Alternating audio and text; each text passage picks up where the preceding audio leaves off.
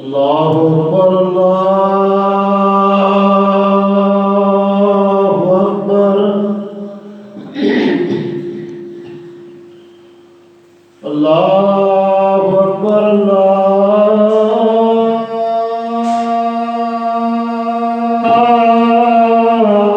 أكبر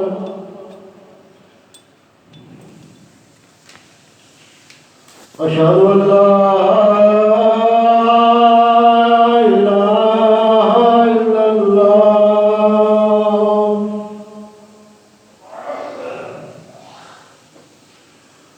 أشهد أن لا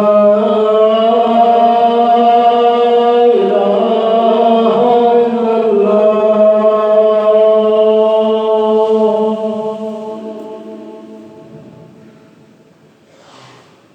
أشهد أن محمدا رسول الله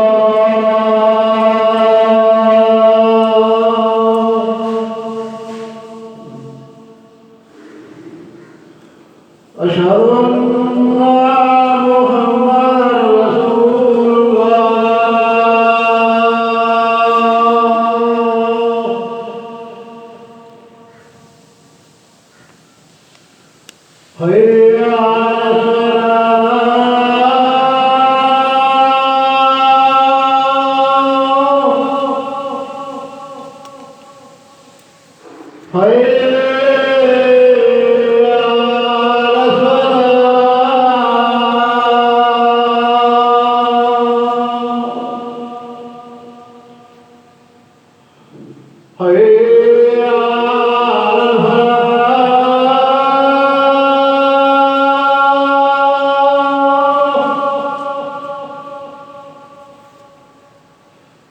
حي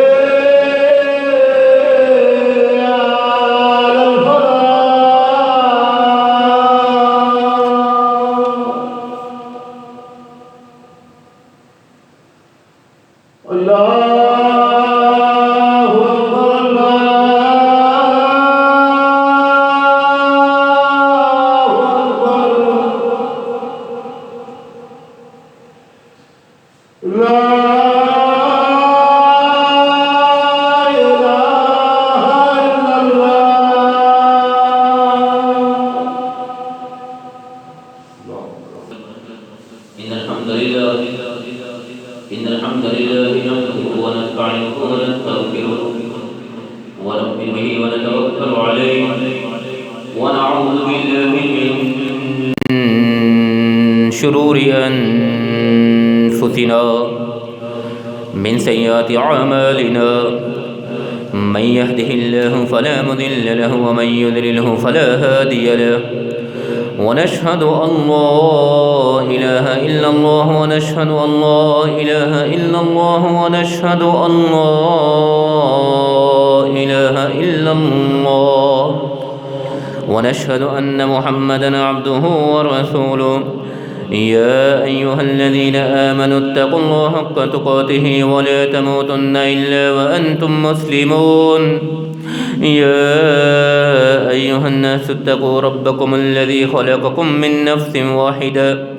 وخلق منها زوجها وبث منهما رجالا كثيرا ونساء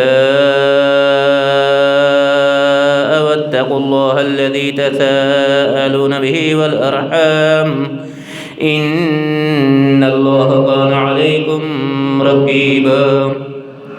يا أيها الذين آمنوا اتقوا الله وقولوا قولا سديدا يصلح لكم أعمالكم ويغفر لكم ذنوبكم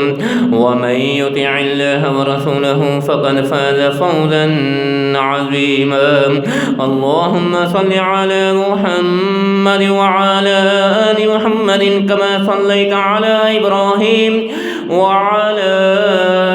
آل إبراهيم إنك حميد مجيد اللهم بارك على محمد وعلى آل محمد كما باركت على إبراهيم وعلى آل إبراهيم إنك حميد مجيد رب اشرح لي صدري ويسر لي أمري واحلل عقدة من لساني يفقه قولي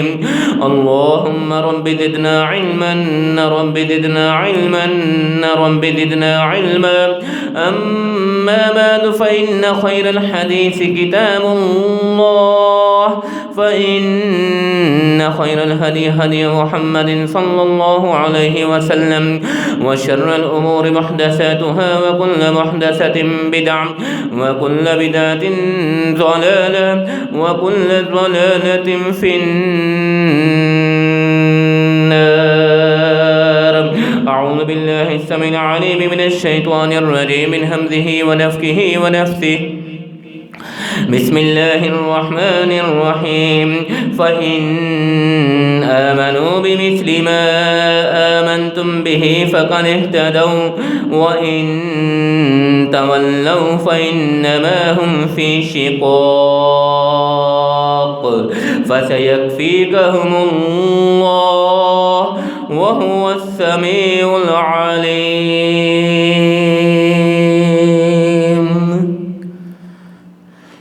صدق اللہ العظیم و صدق رسولہ النبی الکریم. ہر قسم کی حمد و ثنا اللہ وحدہ لا شریک کی ذات ببرکت کے لیے خاص. انگن لاتعداد اور بے شمار درود و سلام ہوں آقا کائنات، سرور کائنات، امام کائنات، امامنا فی الدنیا و امامنا فی الآخرہ جناب محمد الرسول اللہ صلی اللہ علیہ وسلم کی ذات گرامی پہ اور اللہ جل جلالہ کی لاکھوں نہیں کروڑوں نہیں بلکہ بے شمار لاتعداد اور بے حد و حساب رحمت نازل ہوں ان پاک پاس نفوس قدسیہ پہ کہ جن کی شب و روز کی محنت کی بدولت آج تقریباً 1500 سال کا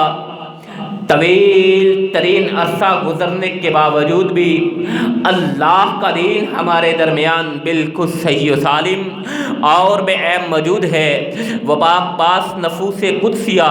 خاص صاحب شرف صلی اللہ علیہ وسلم کے شاگرد حضرات صحابہ کرام رضوان اللہ علیہم اجمعین کی پاکیزہ اور اطہر جماعت ہو یا ان کے شاگرد تابعین اعظام ہوں، تبع تابعین ہوں، محدثین اعظام ہوں، ائمہ کرام ہوں، فقہاء اعظام ہوں، مجتہدین اسلام ہوں، محققین اسلام ہوں، منصرین اسلام ہوں، مجاہدین اسلام ہوں، شہداء اسلام ہوں، صوفیاء اعظام ہوں، بزرگان دین ہو، شعراء اعظام ہوں، ادباء کرام ہو یا اساتذہ اعظام. اے مولا کریم، اے مقلب القلوب، اے دلوں کے بھید کو جاننے والے، جس نے بھی تیرے دین حنیف کی خاطر خلوص سے نیت سے جو بھی محنت کی ہو اس کی اس محنت و کاوش کو اپنی بارگاہ میں قبول و منظور فرماتے ہوئے ان کے لیے توشہ آخرت بنانے کے ساتھ ساتھ ان کے لیے ذریعہ نجات بنانے کے ساتھ ساتھ ہم خاک ساروں کو، ہم گناہ گاروں کو، ہم سیاہکاروں کو ان کے نقشہ قدم پہ چلنے کی توفیق عطا فرما. آمین یا رب العالمین. بعد الحمد و ثنا حضرات سامعین مکرم، ہم سلسلہ گفتگو پیارے پیغمبر جناب محمد الرسول اللہ صلی اللہ علیہ وسلم کی پیاری سنن کے حوالے سے شروع کیے ہوئے تھے کہ آقا دو جہاں علیہ الصلاۃ والسلام کی وہ پیاری سنتیں اور وہ مختصر سی سنتیں کہ جن کو ہم معمولی سمجھتے ہوئے، مختصر سمجھتے ہوئے اپنی زندگی سے نکال چکے ہیں، جن سے بے توجہی برتتے ہیں، لاپرواہی کی بنا پہ، غفلت کی بنا پہ، سستی کی بنا پہ آقا دو جہاں علیہ الصلاۃ والسلام کی وہ پیاری سنتیں جو روزمرہ کی زندگی میں ہمارے پیش نظر ہونی چاہیے تھی، لیکن ہم ان کو سستی اور کاہلی کی بنا پہ اپنی زندگی سے نکال چکے ہیں، ان سنن کا تذکرہ آپ کے ہوش گزار کرنے کا سلسلہ شروع کر رکھا تھا، لیکن حضرات اپنے اس موضوع کو چھوڑتے ہوئے آج ایک نئے موضوع کے ساتھ شان صحابہ رضوان اللہ علیہم اجمعین اور بالخصوص مناقب حضرت ابو بکر صدیق رضی اللہ تعالی عنہ بیان کرنا مقصود ہے کہ پچھلے دنوں جو ایک واقعہ رونما ہوا ہے کہ ٹی وی پہ بیٹھ کے، ذرائع ابلاغ پہ بیٹھ کے، پرنٹ میڈیا کے سامنے آ کے، الیکٹرانک میڈیا کے سامنے آ کے ایک مقبوض الحواس عورت نے شان صدیق اکبر میں گستاخی کا ارتکاب کیا اور اس ہستی کے بارے میں زبان درازی کی کہ جن کو یہ شرف حاصل ہے کہ افضل البشر بعد الانبیاء، کہ دنیا کائنات میں ہمارا ایمان یہ ہے، ہمارا عقیدہ یہ ہے، ہمارا دعویٰ یہ ہے کہ دنیا کائنات میں انبیاء علیہم السلام کے بعد اگر کوئی بہترین شخص ہے، اگر کوئی کامل ترین انسان ہے، اگر کوئی بلند مرتبت والی شخصیت ہے، افضل البشر بعد الانبیاء سیدنا صدیق الاکبر رضی اللہ تعالی عنہ، وہ حضرت ابو بکر صدیق رضی اللہ تعالی عنہ ہے کہ ان کی ہستی، ان کی شان، ان کی عظمت، ان کا مقام، ان کی عظمت، ان کا مقام، ان کی رفعت، ان کی شان کیا ہے۔ حضرات سرور کائنات علیہ السلام کے وہ یار خاص، وہ دوست ترینہ، وہ اہم ترین دوست کہ جن کے متعلق پیارے پیغمبر علیہ السلام نے دنیا کائنات سے کوچ کرتے ہوئے ارشاد فرمایا تھا کہ میں نے دنیا میں تمام لوگوں کے احسانات کا بدلہ چکا دیا ہے، تمام احسان کرنے والوں کو ان کے احسان کا بدلہ دے دیا ہے، سوائے ابو بکر کے کہ ابو بکر کے احسان مجھ پہ اتنے زیادہ ہے، ابو بکر کے احسان مجھ پہ اتنے زیادہ ہے کہ میں دنیا میں ان کے احسانوں کا بدلہ نہیں چکا سکتا، دنیا میں اس کے احسانات کا بدلہ چکانے سے قاصر ہوں، عاجز ہوں۔ اس لیے قیامت کے روز اللہ ذوالجلال والاکرام سے ابو بکر کو اس کے احسانوں کا بدلہ لے کے دوں گا۔ حضرات وہ حضرت ابو بکر صدیق رضی اللہ تعالی عنہ، حضرات صحابہ کرام رضوان اللہ علیہم اجمعین ہمارے ایمان اور محبت کی علامت ہے، ہمارے عقیدے اور ایمان کی لازمی شرط ہے۔ حضرات یہ اتنا نازک اور غیر اہم مسئلہ نہیں ہے کہ جسے یوں ہی چھوڑ دیا جائے یا جس سے بے اعتنائی برتی جائے، جس کو یوں ہی چھوڑ دیا جائے۔ حضرات یہ ہمارے عقیدے کا مسئلہ ہے۔ صحابہ کرام رضوان اللہ علیہم اجمعین سے محبت کرنا، حضرات صحابہ کرام رضوان اللہ علیہم اجمعین سے عقیدت رکھنا، ان کی ناموس کی حفاظت کرنا، یہ ہمارے عقیدے کا مسئلہ ہے، یہ ہمارے ایمان کا مسئلہ ہے۔ کیوں ہمارے ایمان کا مسئلہ ہے؟ کیوں ہمارے عقیدے کا مسئلہ ہے؟ حضرات یہ محبت کی بات نہیں ہے، یہ عقیدت کی بات نہیں ہے، یہ انا اور خودداری کی بات نہیں ہے، یہ عشق اور جنون کی بات نہیں ہے، بلکہ یہ ایمان کی بات ہے، یہ عقیدے کی بات ہے، یہ ایمان کی سلامتی کی بات ہے کہ حضرات صحابہ کرام رضوان اللہ علیہم اجمعین سے محبت کی جائے، ان کا عقیدت کی جائے، ان کا احترام کیا جائے، ان سے عقیدت رکھی جائے۔ کیوں؟ اس لیے کہ سرور کائنات علیہ السلام کا فرمان ہمارے سامنے ہے۔ آقا دو جہاں علیہ السلام نے ارشاد فرمایا تھا، من احبہم فبحبی احبہم ومن ابغضہم فببغضی ابغضہم۔ پیارے پیغمبر جناب محمد الرسول اللہ صلی اللہ علیہ وسلم ارشاد فرماتے ہیں،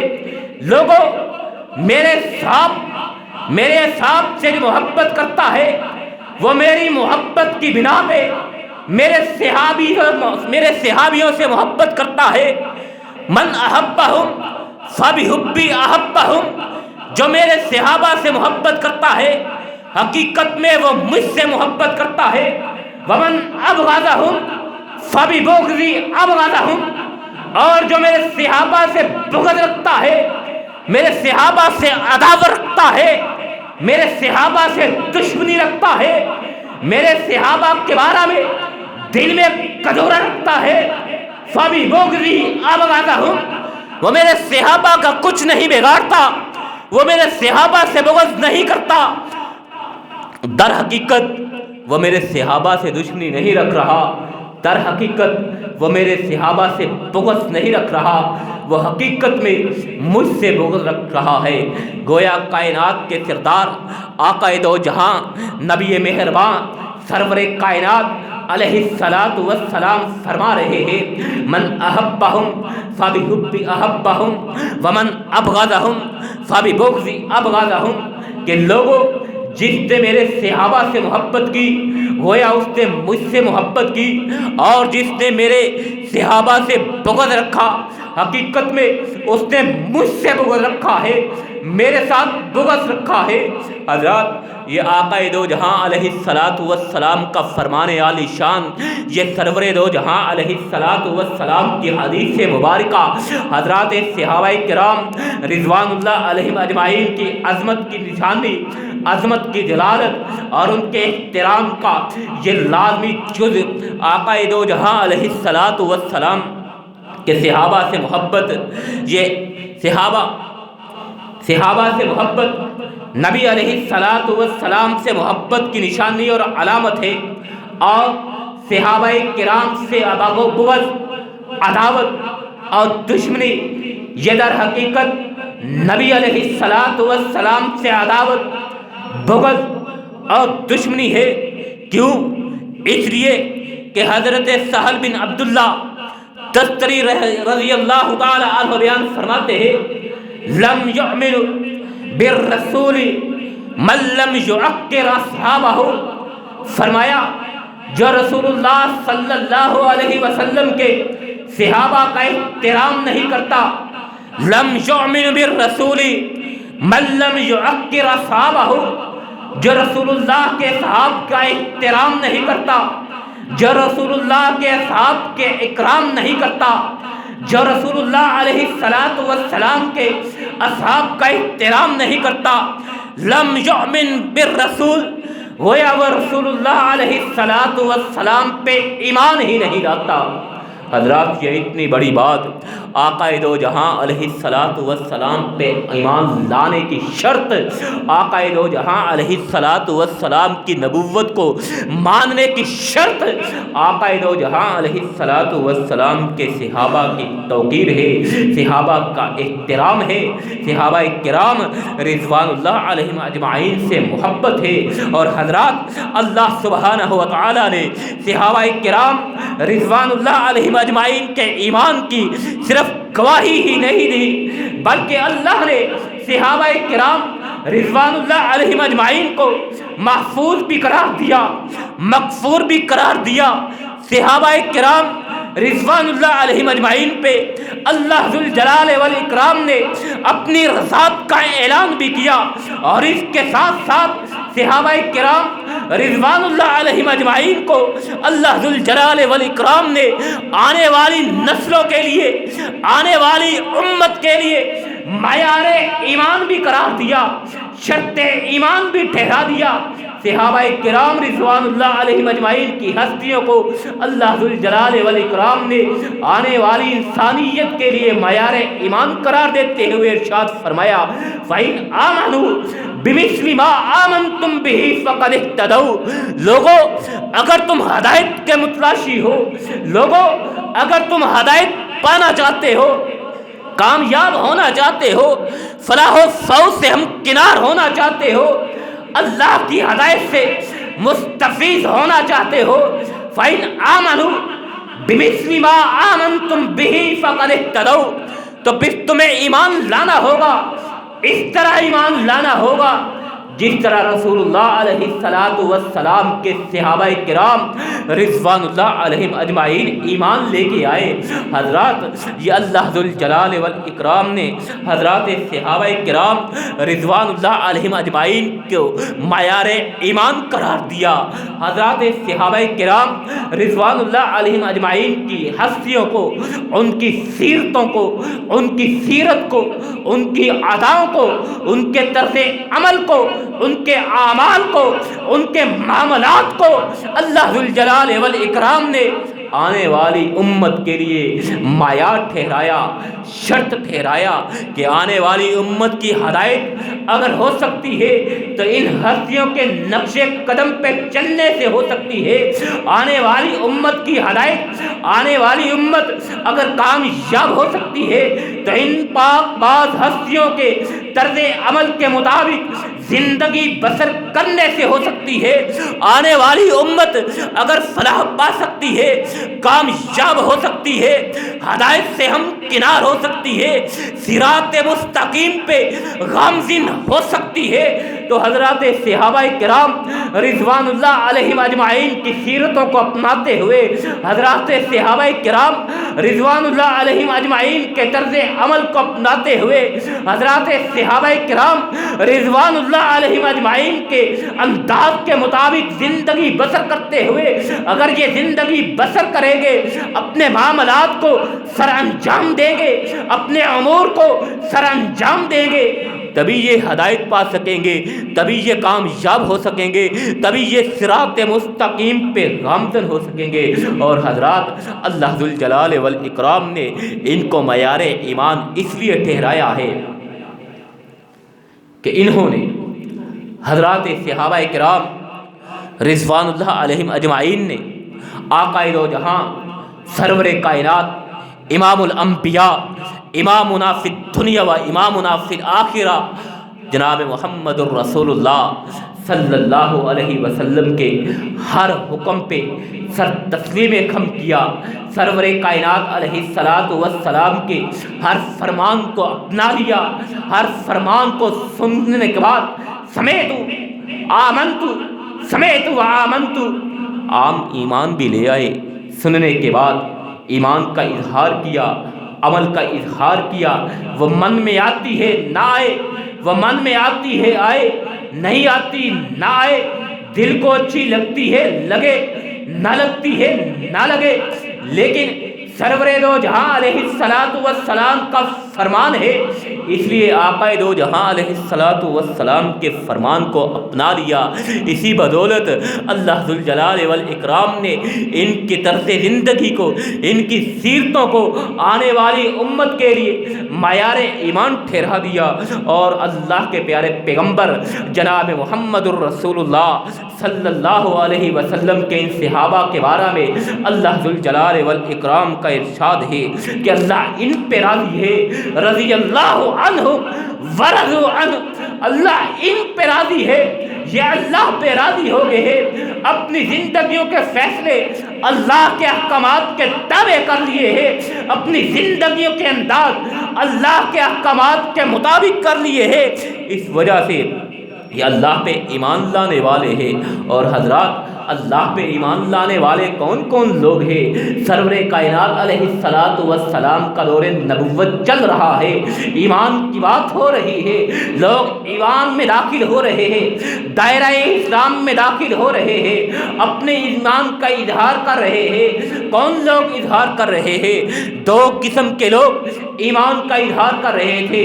ایک اصحاب رسول تھے صلی اللہ علیہ وسلم، یہ جانثار صحابہ کرام کہ جنہوں نے اپنا سب کچھ آقا دو جہاں علیہ السلام پہ قربان کر دیا، سرور دو جہاں علیہ السلام کے لیے سب کچھ چھوڑ دیا،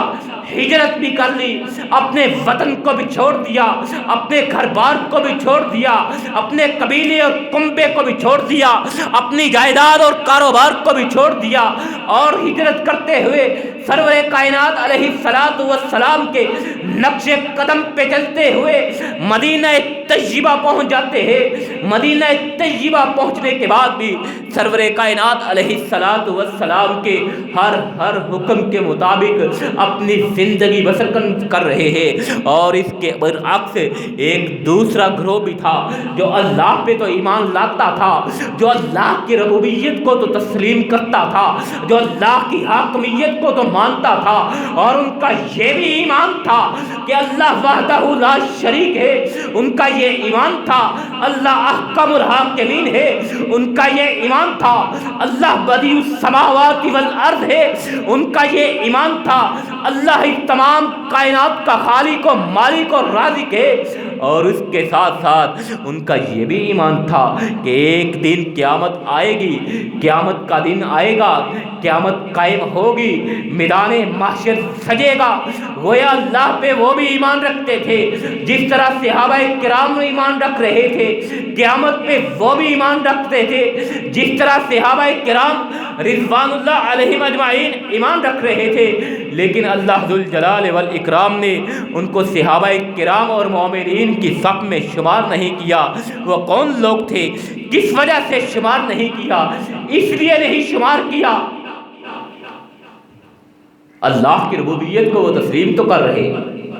قیامت پہ ایمان تو لا رہے، لیکن اس کے باوجود بھی اللہ ذوالجلال والاکرام نے ان کو مومنین میں شمار نہیں کیا۔ وہ کون تھے؟ وہ منافق لوگ تھے جو سرور کائنات علیہ الصلوۃ والسلام کی نبوت کو، رسالت کو نہیں مانتے تھے، اللہ کی ربوبیت کو مانتے تھے، اللہ کی حاکمیت کو مانتے تھے، لیکن آقا دو جہاں علیہ الصلوۃ والسلام کی رسالت کو نہیں مان رہے تھے۔ اللہ ذوالجلال والاکرام نے ان کی بات کو قرآن مجید فرقان حمید کے آغاز میں ہی بیان فرمایا ہے۔ ان کے انداز اور ان کے طرز تکلم کو ختم اللہ علی قلوبہم وعلی سمعہم وعلی ابصارہم غشاوۃ ولہم عذاب عظیم ومن الناس من یقول آمنا باللہ وبالیوم الآخر وما ہم بمؤمنین۔ وہ کہتے ہیں کہ اللہ اور آخرت کے دن پہ ایمان لانے والے ہیں، وما ہم بمؤمنین، حالانکہ وہ ایمان نہیں لانے والے۔ یخادعون اللہ والذین آمنوا، وہ اللہ کو بھی دھوکہ دے رہے ہیں، ایمان والوں کو بھی دھوکہ دے رہے ہیں۔ وما یخدعون الا انفسہم، حقیقت میں وہ اللہ اور ایمان والوں کو دھوکہ نہیں دے رہے بلکہ وہ اپنے آپ کو دھوکہ دے رہے ہیں، اپنے آپ کے ساتھ وہ ظلم کر رہے ہیں۔ وما یشعرون، اس بات کا وہ شعور نہیں رکھتے۔ فی قلوبہم مرض، ان کے دلوں میں ٹیڑھ ہے، ان کے دلوں میں بغض ہے، ان کے دلوں میں عناد ہے، ان کے دلوں میں دشمنی ہے۔ فی قلوبہم مرض فزادہم اللہ مرضا، اللہ نے ان کے بغض کو بڑھا دیا، اللہ نے ان کی عداوت کو بڑھا دیا، اللہ نے ان کے اس مرض کو بڑھا دیا۔ وَلَهُمْ عَذَابٌ عَلِيمٌ، اور ان کے لیے دردناک اللہ ذوالجلال والاکرام نے عذاب تیار کر رکھا ہے۔ بما كانوا يكذبون، اس کی بدولت کے جو یہ جھوٹ بولتے ہیں، آقا دو جہاں علیہ الصلوۃ والسلام کے پاس آ کے ایمان کا اظہار کرتے ہیں، اپنے شیاطین کی طرف جا کے سرور کائنات علیہ الصلوۃ والسلام کا استہزاء کرتے ہیں۔ حضرات بات طویل نہ ہو جائے، اپنے موضوع پہ رہتے ہیں۔ سرور کائنات علیہ الصلوۃ والسلام کے صحابہ کرام کی عظمت اور ان سے محبت کرنا یہ اللہ ذوالجلال والاکرام کا حکم ہے۔ ان کے مطابق اپنی زندگی بسر کرنا ان کے معیار ایمان ٹھہرایا ہے، اور صحابہ کرام رضوان اللہ علیہم اجمعین کے انداز کو اپنانے کا حکم اللہ ذوالجلال والاکرام نے فَإِنْ آمَنُوا بِمِثْلِ مَا آمَنْتُمْ بِهِ فَقَدِ اهْتَدَوْا کہتے ہوئے قرآن مجید فرقان حمید میں ارشاد فرمایا کہ اگر تم ہدایت پانا چاہتے ہو تو اس انداز میں ایمان لاؤ جس انداز انداز میں صحابہ کرام ایمان لے کے آئے، لیکن اس کے برعکس کیا ہے؟ اذا جاءك المنافقون قالوا نشهد انك لرسول الله والله يعلم انك لرسوله والله يشهد ان المنافقين لكاذبون۔ اللہ ذوالجلال والاکرام قرآن مجید کے ایک اور مقام پہ انہی منافقین کا تذکرہ کرتے ہوئے ارشاد فرماتے ہیں اذا جاءك المنافقون، جب آپ کے پاس منافق آئے، قالوا نشهد انك لرسول الله، وہ کہے کہ ہم گواہی دیتے ہیں کہ آپ اللہ کے رسول ہیں، واللہ یعلم انک لرسول، سرور کائنات علیہ السلام کو فرمایا جا رہا ہے آپ کو ان کی گواہی کی پرواہ نہیں کرنی چاہیے، اللہ خوب جانتا ہے کہ آپ اللہ کے رسول ہو، واللہ یعلم انک لرسولہ واللہ یشہد ان المنافقین لکاذبون۔ اللہ ذوالجلال والاکرام ارشاد فرماتے ہیں کہ یہ منافق لوگ ہیں، یہ جھوٹ بولنے والے ہیں، یہ کذاب ہے، یہ جھوٹے ہیں، اور یہ آپ پہ ایمان نہیں لانے والے، یعنی رسول اللہ صلی اللہ علیہ وسلم پر ایمان لانے کا جو حق ہے وہ انہوں نے ادا نہ کیا۔ وہ کیا حق تھا؟ جس انداز میں صحابہ کرام رضوان اللہ علیہم اجمعین آقا دو جہاں علیہ السلام پہ ایمان لائے، وہ کیسی ادا تھی، وہ کیسا انداز تھا، اللہ کے پیارے پیغمبر کے ایمان کا کیسا اظہار تھا کہ ادھر حکم محمد ہو ادھر گردن جھکائی ہو، یہی ایمان تھا۔ صحابہ کرام رضوان اللہ علیہم اجمعین نے سرور دو جہاں علیہ السلام کی ذات کو اپنا لیا،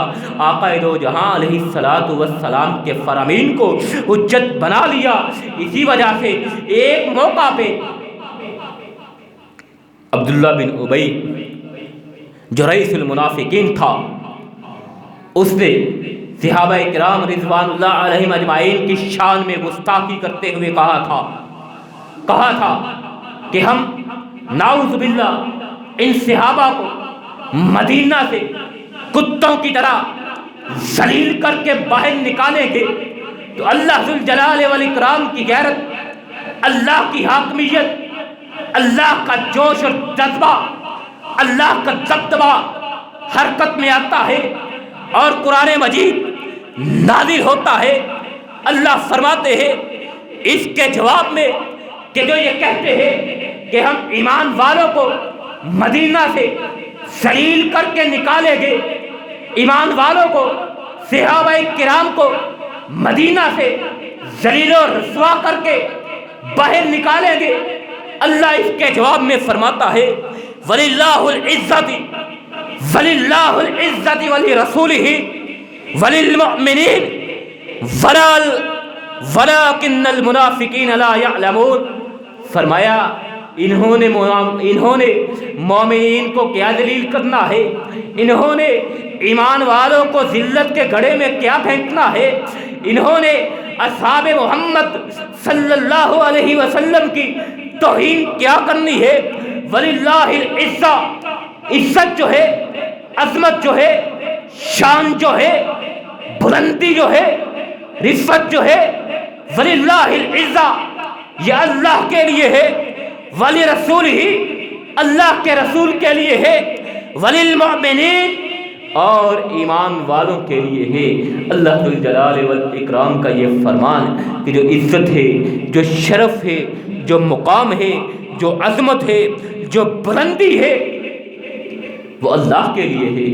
اللہ کے رسول کے لیے ہے۔ اللہ کے رسول پہ ایمان لانے والے حضرات صحابہ کرام اور مومنین کے لیے ہے، اور اللہ ذوالجلال والاکرام نے صحابہ کرام رضوان اللہ علیہم اجمعین کے انداز کو ہی، ان کے طریقے کو ہی سبیل المؤمنین، مومنین کا رستہ قرار دیا ہے۔ وَمَن يُشَاقِقِ الرَّسُولِ مِن بَعْدِ مَا تَبَيَّنَ لَهُ الْهُدَىٰ وَيَتَّبِعْ غَيْرَ سَبِيلِ الْمُؤْمِنِينَ نُوَلِّهِ مَا تَوَلَّىٰ وَنُصْلِهِ جَهَنَّمَ وَسَاءَتْ مَصِيرًا۔ اللہ ذوالجلال والاکرام ارشاد فرماتے ہیں ہدایت کے آ جانے کے بعد، سرور کائنات علیہ السلام کی نبوت کے بعد، جب ہدایت سے منہ موڑے گا آقا دو جہاں علیہ السلام کے فرامین سے منہ موڑے گا اور غیر سبیل المؤمنین مومنین کے علاوہ اور لوگوں کے رستوں پہ چلے گا، نسلہ نولیہ ما تولی ونسلہ جہنم، تو اللہ ذوالجلال والاکرام ارشاد فرماتے ہیں ہم اس کو جہنم کا ایندھن بنائیں گے، وساءت مصیرا، یہ بہت ہی برا ٹھکانہ ہے۔ اللہ ذوالجلال والاکرام نے صحابہ کرام رضوان اللہ علیہم اجمعین کو مومن کہا ہے، اور ان کے انداز کو، ان کے طریقے کو، ان کی سیرتوں کو سبیل المؤمنین کہا ہے۔ حضرات صحابہ کرام کے رستے کو چھوڑ کے اللہ ذوالجلال والاکرام کا فرمان ہے اگر تم صحابہ کرام کے علاوہ کسی اور رستے پہ چلو گے، اگر صحابہ کرام کے علاوہ کسی اور کی سیرتوں کو اپناؤ گے، اگر صحابہ کرام کو چھوڑ کے کسی اور کے انداز کو اپناؤ گے، نولہ ما تولی ونسلہ جہنم، تو اللہ کا فرمان ہے سن لو میں تمہیں جہنم کا ایندھن بنا دوں گا، تمہیں جہنم میں پھینک دوں گا۔ حضرات یہ صحابہ کرام رضوان اللہ علیہم اجمعین کی عظمت، یہ صحابہ کرام رضوان اللہ علیہم اجمعین کی شان کہ آقا دو جہاں علیہ السلام نے بھی صحابہ کرام کے رستے کو ہی، صحابہ کرام کی سیرت کو ہی سبیل المؤمنین فرمایا ہے، اور فرمایا میرے بعد ہدایت پہ وہی ہوگا، وما انا علیہ واصحابہ، میرے بعد ہدایت پہ وہ گامزن ہوگا، صراط مستقیم پہ وہ گامزن ہوگا جو میرے اور میرے صحاب کے رستے پہ چلے گا، ما انا علیہ واصحابہ، جو میرے اور میرے صحابہ کے انداز کے مطابق زندگی بسر کرے گا ہدایت وہی پائے گا۔ اور آقا دو جہاں علیہ السلام نے یہ فرمان اللہ کے اسی فرمان کے تناظر میں ارشاد فرمایا فَإِنْ آمَنُوا بِمِثْلِ مَا آمَنْتُمْ بِهِ فَقَدِ اهْتَدَوْا۔ حضرات اب آئیے صحابہ کرام رضوان اللہ علیہم اجمعین کی یہ تو عظمت ہے، یہ تو شان ہے، یہ تو رفت اور مقام ہے، یہ تو بلندی کردار ہے، یہ تو عظمت ہے۔ صحابہ کرام رضوان اللہ علیہم اجمعین کو برا بھلا کہنے سے، صحابہ کرام رضوان اللہ علیہم اجمعین پہ سب و شتم کرنے سے، صحابہ کرام رضوان اللہ علیہم اجمعین سے کو گالم گلوچ کرنے سے سختی سے منع کر رکھا ہے۔ کہ آقا دو جہاں علیہ السلام کا فرمان ہے لا تسبوا اصحابی فلو ان احدکم انفق مثل احد ذهبا ما بلغ مد احدہم ولا نصفہ۔ سرور کائنات علیہ السلام کا فرمان، لوگوں میرے صحابہ کو برا بلا مت کہو، لوگوں میرے صحابہ کو گالم گلوچ نہ کرنا، سب و شتم نہ کرنا۔ کیوں؟ لا تسبوا اصحابی فلو ان احدکم انفق مثل احد ذهبا، تم میں سے کوئی شخص احد پہاڑ کے برابر بھی سونا خرچ کر لے، احد پہاڑ کتنا بڑا ہے، اس کے برابر بھی سونا خرچ کر دے، اللہ کے رستے میں لٹا دے، ما بلغ مد احدہم ولا نصفہ، اور جو صحابہ کرام نے ایک مد یا اس کا بھی نصف حصہ، آدھا مد جو اللہ کے رستے میں لٹایا ہے، خرچ کیا ہے، اس کا مقابلہ بھی نہیں کر سکتا۔ تمہارا احد پہاڑ کے برابر صدقہ، تمہارا احد پہاڑ کے برابر سونے کا صدقہ، اور صحابہ کرام کا ایک مد یہ مقابلہ نہیں کر سکتا۔ حضرت عبداللہ بن عمر رضی اللہ تعالی عنہما بیان فرماتے ہیں لا تسبوا اصحاب محمد، لا تسبوا اصحاب محمد فالمقام احدہم یعنی مع رسول اللہ صلی اللہ علیہ وسلم خیر من عمل احدکم عمرہ۔ حضرت عبداللہ بن عمر رضی اللہ تعالی عنہما بیان فرما رہے ہیں لا تسبوا اصحاب محمد، محمد صلی اللہ علیہ وسلم کے اصحاب کو تم برا بلا مت کہا کرو۔ کیوں؟ اس لیے فالمقام احدہم یعنی ما رسول اللہ صلی اللہ علیہ وسلم، صحابہ کرام رضوان اللہ علیہ مجمعین کی عظمت یہ ہے، ان کی شان یہ ہے، ان کا مقام یہ ہے کہ ان کا ایک لمحہ، ایک گھڑی، ایک ساتھ جو رسول اللہ صلی اللہ علیہ وسلم کی مصاحبت میں گزری ہے، ساتھ میں گزری ہے، خیر من عمل احدکم عمرہ،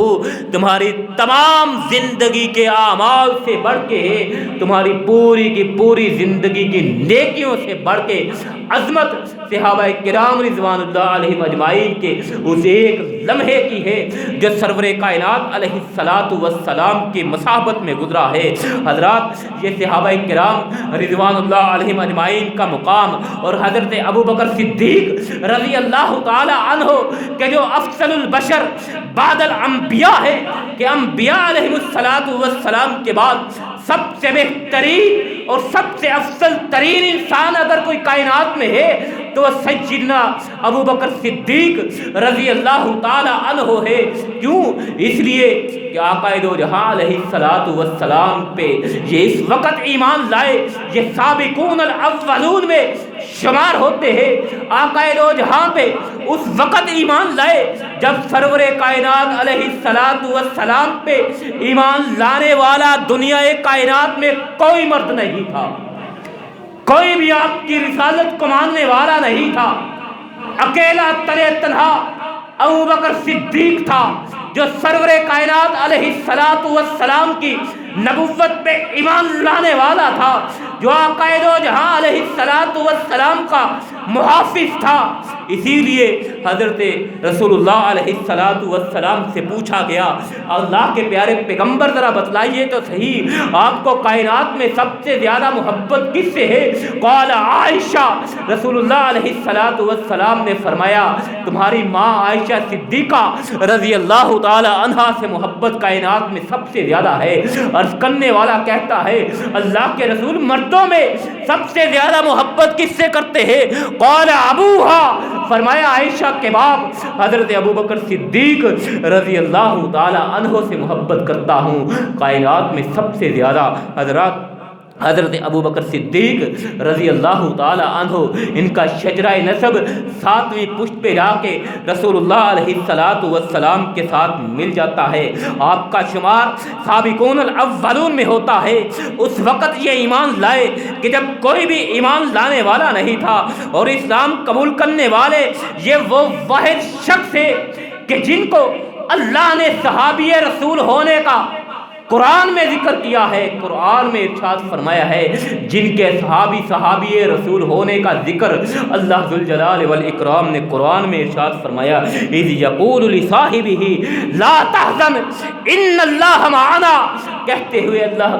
ذوالجلال والاکرام نے حضرت ابو بکر صدیق رضی اللہ تعالی عنہ کو صحابی رسول قرار دیا ہے۔ ایک مرتبہ حضرت ابو بکر و عمر کے درمیان کسی بات پہ جھگڑا ہو جاتا ہے، آقا دو جہاں علیہ الصلاۃ والسلام تک بات پہنچتی ہے۔ آقا دو جہاں علیہ الصلاۃ والسلام فرماتے ہیں میرے ابو بکر کو تنگ نہ کیا کرو، میرے ابو بکر کو تکلیف نہ دیا کرو، مجھے اس سے محبت ہے، تم نہیں جانتے اس کی عظمت کیا ہے، تم نہیں جانتے اس کا مقام کیا ہے۔ حضرت رسول اللہ علیہ الصلاۃ والسلام نے انہی کے بارے میں ارشاد فرمایا تھا وَلَوْ كُنْتُ مُتَّخِذًا مِّنْ أُمَّتِي خَلِيلًا لَاتَّخَذْتُ أَبَا بَكْرٍ